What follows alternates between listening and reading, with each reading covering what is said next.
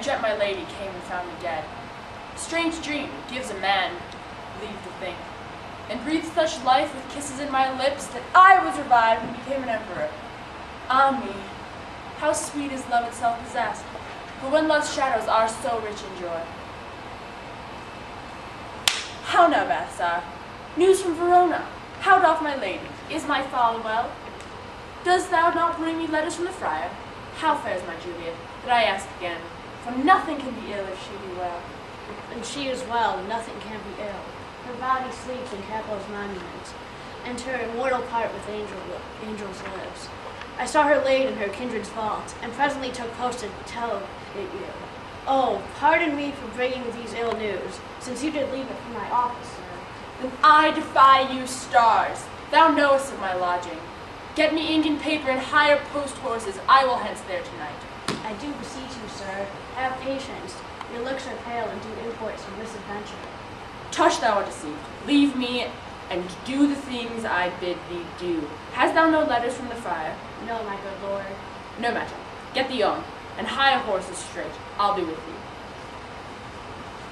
thee. Well, Juliet, I will lie with thee tonight. Let's see for means. O mischief, thou art swift to enter the thoughts of desperate men. I do remember an apothecary, and whereabouts he dwells, which late I noted in tattered weeds, with overwhelming brows, culling of simples, meagre were his looks. Sharp misery had worn him to the bone. Noting his penury, to myself I said, and if a man did need poison now, whose sale is present death in Mantua, well, he lives in a captive wrench, would sell it him. Oh, this same thought did forerun my need, and this needy man must sell it to me. But, as I remember, this should be his house. Being holiday, the beggar's shop is shut. What ho, apothecary? Who calls so loud? Come hither, man. I see thou art poor. Leave here. Hold. 40 ducats.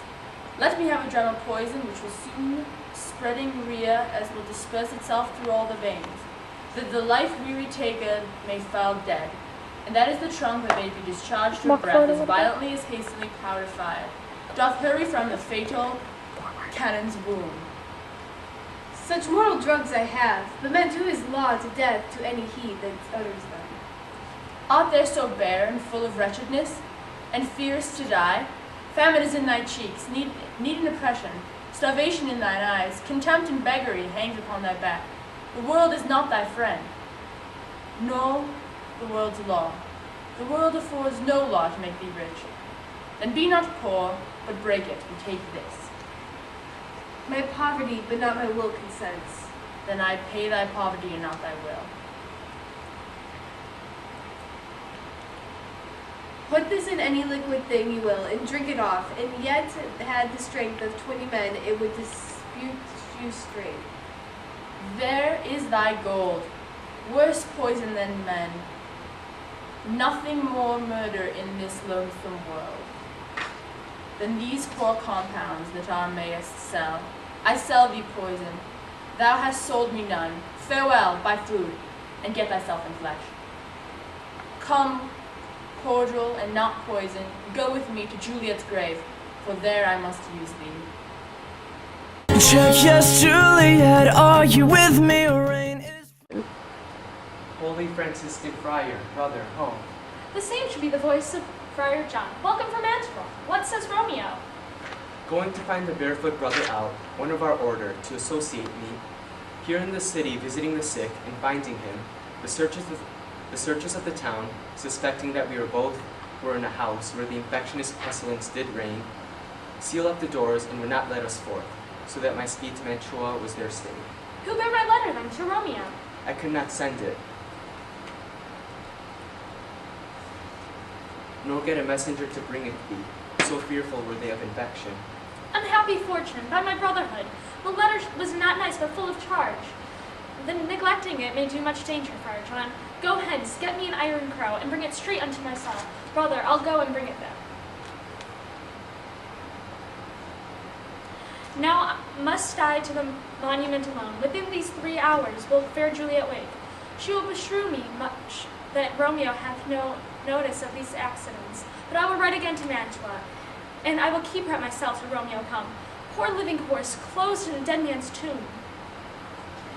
Lace up your shoes, ayo, ayo, oh, here's... Give me thy torch, boy, hence and stand aloof. Yet put it out, for I would not be seen. Under yon yew trees lay thee all along, holding thine ear close to the hollow ground. So shall no foot upon the churchyard tread, but thou shalt hear it. Whistle then to me, as signal that thou hearest something approach. Give me those flowers, do as I bid thee, go. I am almost afraid to stand here alone, here in the churchyard, yet I will adventure. Sweet flower with flowers, thy bridal bed I strew. Oh woe, thy canopy is dust and stones, which with sweet water nightly I will do. Or, wanting that, with tears distilled by moans, the obsequies that I for thee will keep, nightly shall be to strew thy grave and weep. The boy gives warning, something doth approach, to cross my obsequies in true love's right? What with the torch, muffled me night awhile. Give me that mattock and wrenching iron.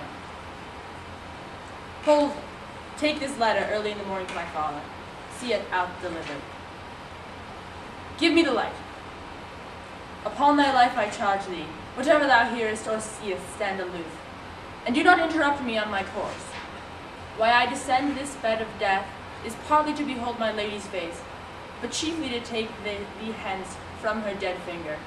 A precious ring, a ring that I must use in dear employment. Therefore hence be gone. But if thou jealous, doth return to pry.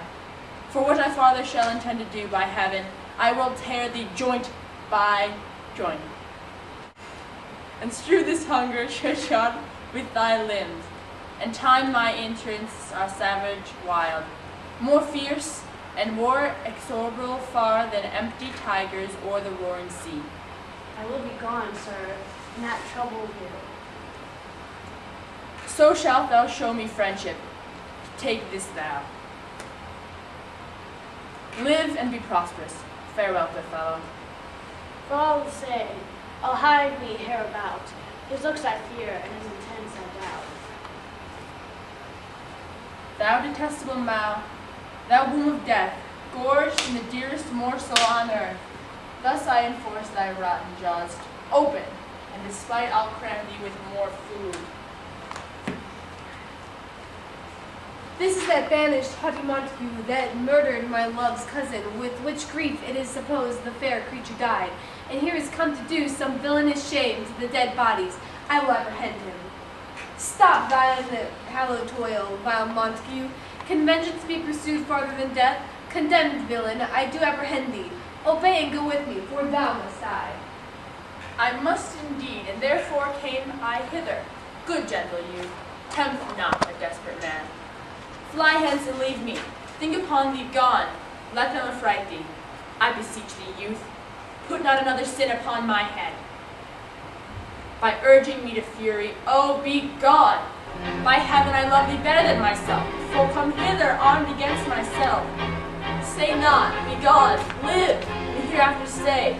A madman's mercy bid thee run away. I do defy thy premonition, and apprehend thee for a felon here. Wilt thou provoke me? Then have at me, boy. Oh, I am slain! If thou be merciful, open the tomb, lay me with Juliet. Run, baby, run. Don't ever look back. They'll tear us apart if you give them the chance. Don't sell your heart. Don't say we're not meant to be. Run, baby, run. Forever will be you and me.